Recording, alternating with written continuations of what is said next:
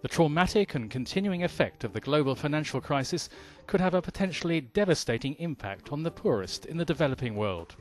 New estimates suggest that an additional 90 million could be living on less than 90 pence a day by the end of next year. The British government is calling for a new international approach when the G20 group of nations meet in London next month.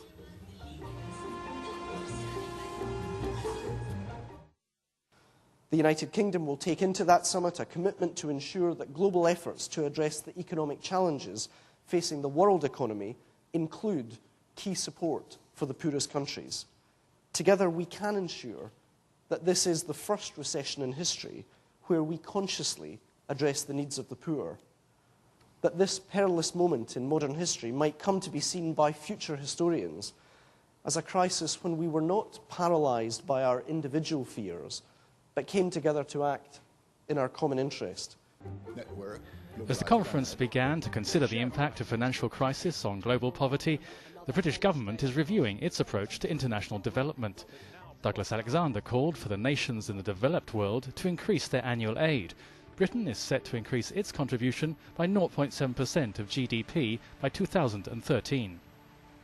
That is why we should now establish a new global poverty alert to tell us more quickly and more accurately the needs on the ground in order that we might best direct an effective international response. And as the Prime Minister will set out, we now should establish at the World Bank a new fund to help developing countries provide social protection for the poorest and most vulnerable, not just for this but also for future crises. The Minister also highlighted the dangers of the financial crisis in putting further in peril those states already suffering conflict.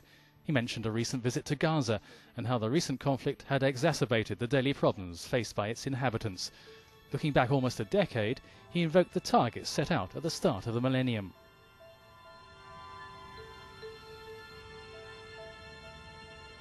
Alongside these conflicts are the fragile states that are home to 1 billion people. States that are either incapable or unwilling to provide their citizens with safe shelter, the rule of law, or the most basic requirements of life. The world will not succeed in meeting the Millennium Development Goals unless we can tackle the poverty that exists in these countries. So the Department for International Development has increased the proportion of our assistance consciously to fragile states from 1/4 of our bilateral programme to 40% of it today. And we will go further until 60% of our bilateral work will, by 2011, be in fragile states. Africa has been hard hit by the financial crisis, and the damage to national economies could be long-lasting. A leading African banker wants the continent's problems to be high on the G20 agenda. That we can get Africa's voice and concerns on the table. And one of those concerns is that international commitments which have been made are now more valid than ever, and that they are adhered to. And these are commitments made by Africans, but also by the international community. And second, that this crisis has thrown up new challenges which were not there at the time of Gleneagles, which we must address. Included in the British proposal for a concerted approach to global poverty is reform of 3 international organisations.